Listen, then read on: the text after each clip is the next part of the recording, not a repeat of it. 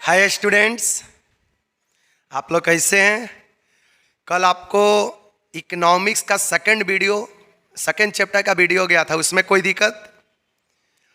और आपको इकोनॉमिक्स का फर्स्ट चैप्टर का 3 वीडियो गया था और इकोनॉमिक्स का सेकंड चैप्टर का 1 वीडियो गया था।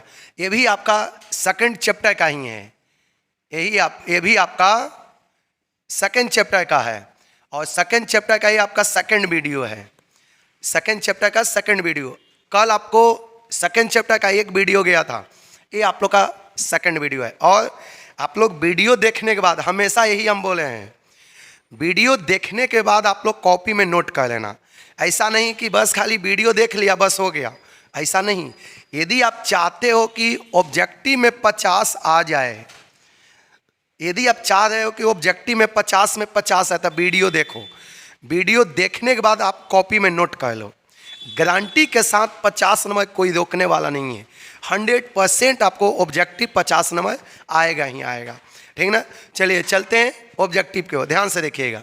और एक चीज़, आप लोग जो भी, यदि किसी स्टूडेंट का कोई क्वेश्चन में दिक्कत हो गया, मान लें कि आप क्वेश्चन पढ़े नहीं समझ में आया, हम तो ऐसे भी रिपीट कर देते हैं, लेकिन यदि आपको कुछ दिक्कत हो तो आप लोग कमेंट में मेंशन करना उस क्वेश्चन के वापस, और कमेंट में आप मेंशन भी कर देना इस क्वेश्चन में डाउट है। उस क्वेश्चन में हम अगले दिन वापस उसको हम डील कर देंगे, ठीक ना। वापस उस क्वेश्चन को हम बता देंगे। चलते हैं, देखिए क्वेश्चन आपका क्या है।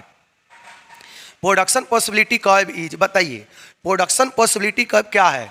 Concave to axis, convex to the axis, parallel to the axis, vertical to the axis. बताइए प्रोडक्शन पॉसिबिलिटी कर्व क्या है। पहले आपको डायग्राम बना दें। देखिए प्रोडक्शन पॉसिबिलिटी कर्व को इस तरह के डायग्राम बनाए थे, इस तरह के प्रोडक्शन पॉसिबिलिटी कर्व का इस तरह का डायग्राम होता है। ये आपका ओरिजिन होता है, इस तरह का होता है प्रोडक्शन पॉसिबिलिटी का। तो बताइए क्या होता है। तो कनकेव है, क्या है, कनकेव, इसको कनकेव बोलेंगे। और कन्वेक्स कैसा होता है, इधर की ओर तब कन्वेक्स होता है। कन्वेक्स में क्या होता है, इसका फेक्स बाहर की ओर, इसको क्या बोलते हैं, कनकेव। समझ में आ गया। तो देखिएगा आपको क्वेश्चन क्या बोला है।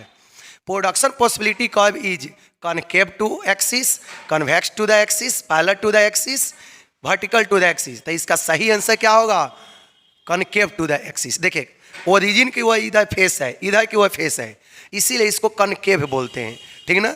चलिए अगला question, mention the name of curve which show economic problem. बताइए आपको बोला है कि वैसा कर्व है कि आप नाम बताइए जो इकोनॉमिक प्रॉब्लम को दिखाता है।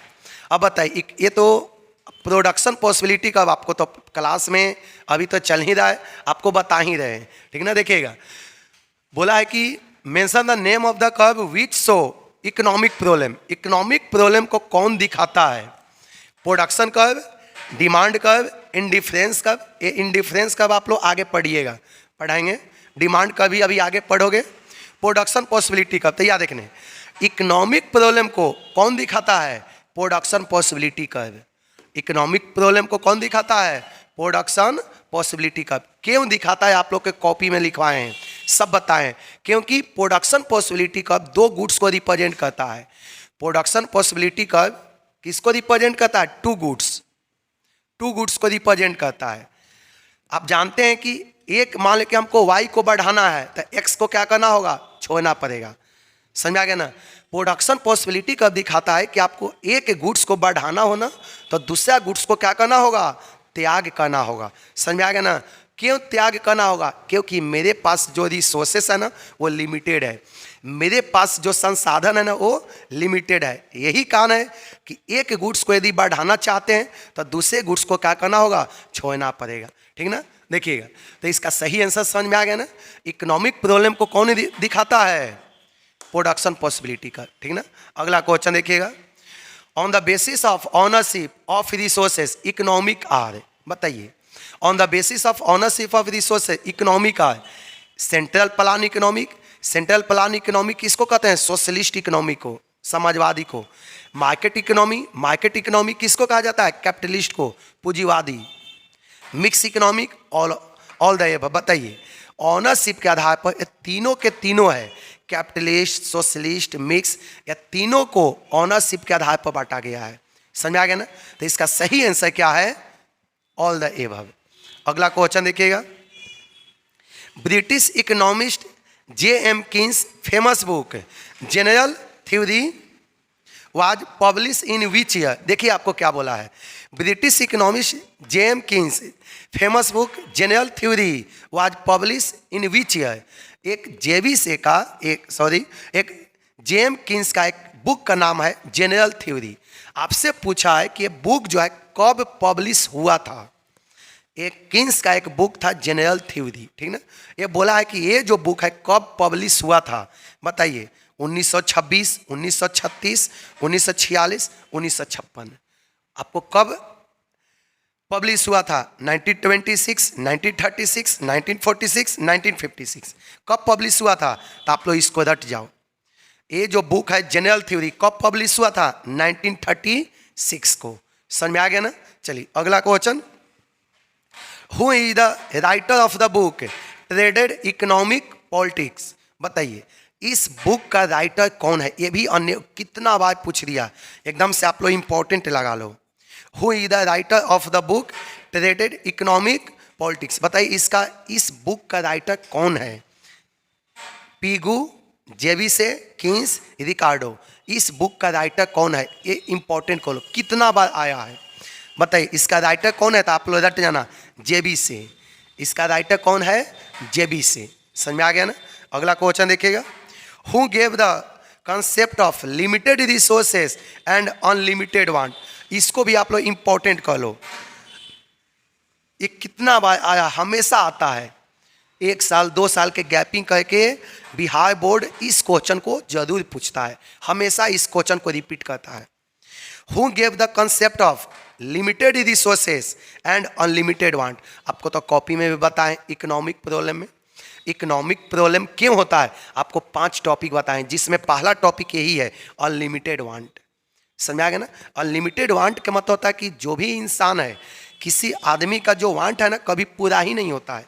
एक वांट यदि पूरा होता है तो तुरंत दूसरा वांट जनरेट हो जाता है। समझ आ गया ना? तो आते हैं ऑब्जेक्टिव को। Who gave the concept of limited resources and unlimited want? Adam Smith, Marshall, Robbins, Samuelson. बताइए किसने दिया? तो आप लोग रट जाना। ये डिफिनेशन कौन दिया है आपका? रॉबिन्स। किसने बोला था कि लिमिटेड रिसोर्स अनलिमिटेड वांट? किसने बोला था? ये रॉबिन्स आपका बोला था। समझ आ गया ना? इस क्वेश्चन में तक कोई किसी देखिएगा, इसके पहले जो भी क्वेश्चन बताए उसमें तक कोई दिक्कत नहीं। चलिए बहुत आसान क्वेश्चन है, आगे देखिएगा। विच of the following is marginal opportunity cost? ये अभी आप लोग को क्लास में अभी चल ही रहा है, अभी बताएंगे, अभी इसी सेकंड चैप्टर में ही है। Which of the following is marginal opportunity cost? बताइए कौन मार्जिनल अपॉर्चुनिटी कॉस्ट है? Delta Y divided by delta I, delta Y divided by delta X, MUX divided by MUY, none of the. ये अभी आप लोग को पढ़ाएंगे। अभी फिलहाल जो क्लास से स्टूडेंट लोग कर रहे होंगे ना, वो कन्फ्यूजन मत होना, आप लोग के अभी पढ़ाया जाएगा ये टॉपिक, ठीक ना। बताइए मार्जिनल अपॉर्चुनिटी कॉस्ट कौन है इसमें? तो आप लोग रट जाना, इसको क्या होगा? Delta Y divided by delta X. Delta का मतलब क्या हो? इसको डेल्टा कहते हैं। डेल्टा मतलब होता है चेंज। डेल्टा मतलब क्या होता है? चेंज। डेल्टा मतलब क्या होता है? चेंज। समझ में आ गया ना? आगे देखिएगा, ये क्वेश्चन एकदम से रट जाना, ये कितना बार पूछ दिया। समझ में आ गया ना? देखिएगा, the alternative name of opportunity cost is. ये भी अपॉर्चुनिटी कॉस्ट अभी पढ़ाया जाएगा, अभी हुआ नहीं है, अभी पढ़ाएंगे। अभी जो स्टूडेंट फिलहाल क्लास कर रहे होंगे उनके लिए ध्यान से देखिएगा। The alternative name of opportunity cost is economic cost, equilibrium price, marginal cost, average cost. बताइए अपॉर्चुनिटी कॉस्ट का दूसरा नाम क्या है? अल्टरनेटिव मतलब उसका दूसरा नाम क्या है? Marginal cost, equilibrium price, marginal profit, economic cost, equilibrium price, marginal cost, average cost. बताइए इसका दूसरा अल्टरनेटिव नेम क्या है? Economic cost. आप लोग रट जाइएगा। अपॉर्चुनिटी कॉस्ट का दूसरा क्या नाम है? Economic cost. अगला पॉइंट देखिएगा, when does PPC shape of a straight line? इसका मतलब बोला है when does PPC shape of a straight line. PPC का मतलब आप तो जान ही रहे हैं, प्रोडक्शन पॉसिबिलिटी कर्व। बोला है कि production possibility curve straight line कब होता है। स्ट्रेट लाइन मतलब देखिए इस तरह के, स्ट्रेट लाइन मतलब देखिए इस तरह के, इस तरह के, इसको बोलते हैं स्ट्रेट लाइन। बोला है कि जो पीपीसी कर्व है ना वो स्ट्रेट लाइन कब होता है। बोला है कि इसको बोलते हैं straight line. PPC curve straight line कब होगा।